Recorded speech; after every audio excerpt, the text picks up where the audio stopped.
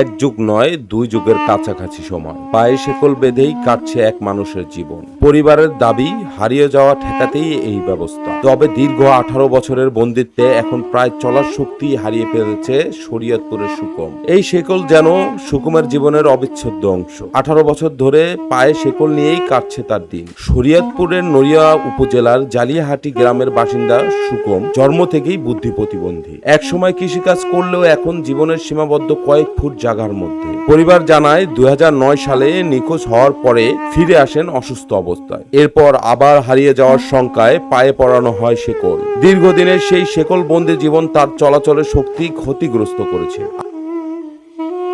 কারণ হলো যে আমি তো কর্ম কর্ম করি। আমি কর্ম করে তো আমার সংসার চালাইতে হয়। এখন ওরা যদি আমি ছেড়ে দিই তাহলে অত ব্যালেন্স নাই। ও একদিকে থেকে আরেক দিকে গেলে দেখা গেছে গাড়ি চলে পড়তে পারে, কি একজন নিয়ে মেরে ফেলাইতে পারে, বা ঠিক মতন খাওয়ান পাইবো না, একটা ঝামেলা। এই বিদায় জন্য আর কি হ্যাঁ, সে আনার পরে ঠিকই মনে করেন এই যে আমার বাপের কয়ে রাখছিল যে আরে যদি তুমি এমনি নাও রাখতে পারো তাহলে তুমি লাগে বান্ধে রেখো, কিন্তু ওরা সাইডে দিয়া কেন আমি তো থাকুম না চিরদিন। পরবর্তীতে যে গাড়ি পথে না যায় না মরে, ওই হিসাবে যেন আর কি আমার দেখশন করতে হয়।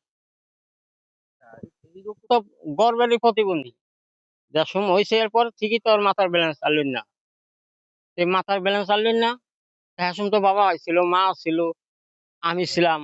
তা এখন তো বাবা মা মারাই গেছে। তা যাওয়ার সাথে আমার কয়ে গেছে যে এই দেখশন তোমার ভিতরে দিয়ে গেলাম।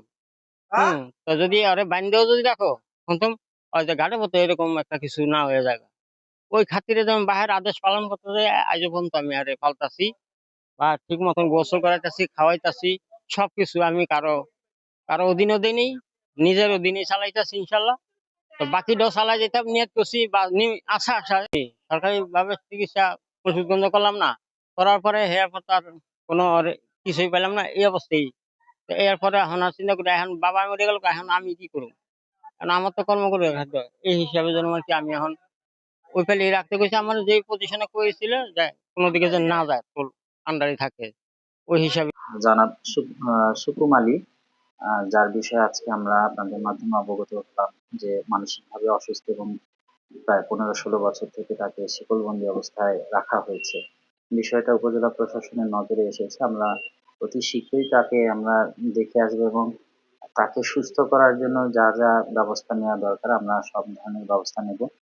বিশেষ করে আমরা এটা শোনার পরপরই তাৎক্ষণিকভাবে যোগাযোগ করেছি এবং যেটা জানতে পেরেছি যে আমাদের উপজেলা হেলথ কমপ্লেক্সের একটা রেফারেল নিয়ে আমরা তাকে ঢাকা মেন্টাল হেলথ ইনস্টিটিউটে প্রেরণ করি।